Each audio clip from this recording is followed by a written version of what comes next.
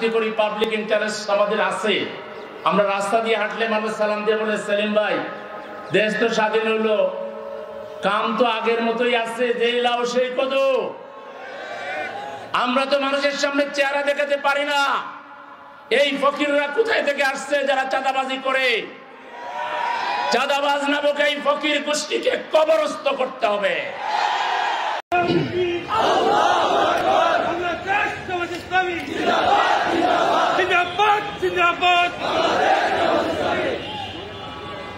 আসসালামু আলাইকুম ওয়া রাহমাতুল্লাহ। হামিদা ওয়া মুসাল্লি ওয়া মুসাল্লিমা আম্মা বা'দ। ঢাকায় উত্তরা পশ্চিম থানার জামায়াতের সহযোগী সম্মেলন অনুষ্ঠিত। ৫ আগস্ট ছাত্র জনতার ঐতিহাসিক বিপ্লবের মাধ্যমে আওয়ামী ফ্যাসিবাদের বিদায় এবং নতুন বাংলাদেশ গড়ার সুযোগ সৃষ্টি হয়েছে। তাই এই সুযোগকে যথাযথভাবে কাজে লাগিয়ে ক্ষুধা ও দারিদ্র্যমুক্ত, সুখী, সমৃদ্ধ এবং অবক্ষয়মুক্ত বাংলাদেশ গড়তে সকলকে ঐক্যবদ্ধ হওয়ার আহ্বান জানিয়েছেন বাংলাদেশ জামায়াতে ইসলামীর কেন্দ্রীয় নির্বাহী পরিষদ সদস্য ও ঢাকা মহানগরী উত্তরের আমির মোহাম্মদ সেলিম উদ্দিন। তিনি আজ বিকাল ৩টায় রাজধানীর উত্তরা ৭ নং সেক্টরের শহীদ মুগ্ধ মঞ্চে উত্তরা পশ্চিম থানা জামায়াত আয়োজিত এক সহযোগী সদস্য সম্মেলনে প্রধান অতিথির বক্তব্যে কথা বলেন। থানা আমির মাজহারুল ইসলাম সভাপতিত্বে এবং সেক্রেটারি ফিরোজ আলমের পরিচালনায় সম্মেলনে বিশেষ অতিথির বক্তব্য রাখেন ঢাকা মহানগরী উত্তরের নায়েবে আমির ইঞ্জিনিয়ার গোলাম মোস্তফা, কেন্দ্রীয় মজলিসে শুরা সদস্য জামাল উদ্দিন মাওলানা মহিবুল্লাহ।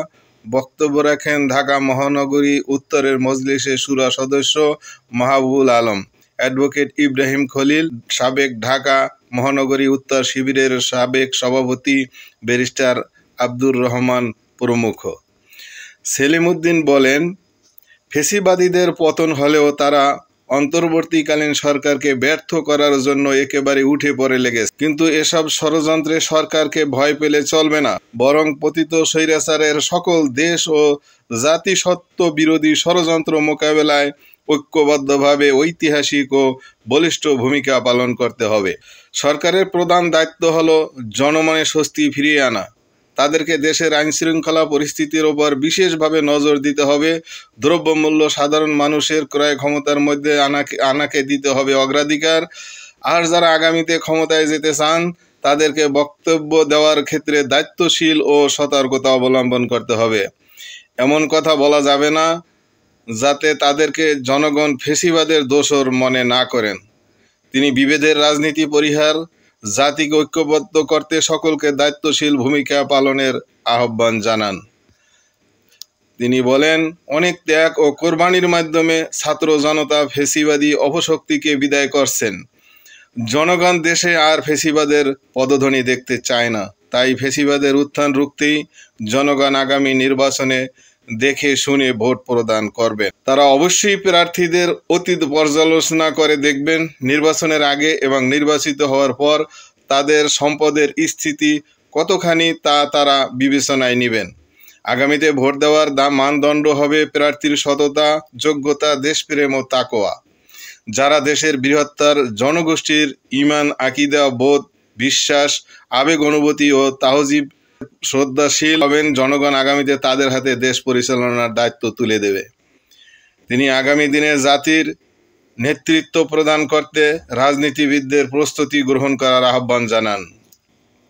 মহানগরীর আমির বলেন, জামাত একটি গণমুখী ও আদর্শবাদী রাজনৈতিক সংগঠন।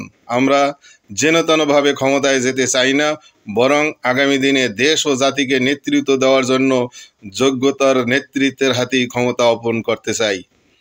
আমরা এমন তাকওয়াবান নেতৃত্ব তৈরি করতে নিরলসভাবে কাজ করে যাচ্ছি, যারা ঘুষ, দুর্নীতি, চাঁদাবাজি, টেন্ডারবাজি সহ কোনো প্রকার অবক্ষয়ের সাথে জড়িত হবেন না। আমরা ক্ষমতায় গেলে শিক্ষাক্ষেত্রে ইতিবাচক সংস্কারের পদক্ষেপ গ্রহণ করব। শিক্ষার্থীদের মধ্যে তাকওয়া সৃষ্টি করতে পারলে আগামী দিনের নেতৃত্ব আর কোনোভাবে অপরাধ প্রবণতার সাথে জড়িত হবে না। তিনি সেই ইনসাফপূর্ণ ও অবক্ষয়মুক্ত সমাজ প্রতিষ্ঠায় দলমত নির্বিশেষে সকলকে দায়িত্বশীল ভূমিকা পালনের আহ্বান জানান। প্রতিদিনের নিত্য নতুন খবর পেতে আমাদের বাংলা বুলেটিন চ্যানেলটি সাবস্ক্রাইব করুন।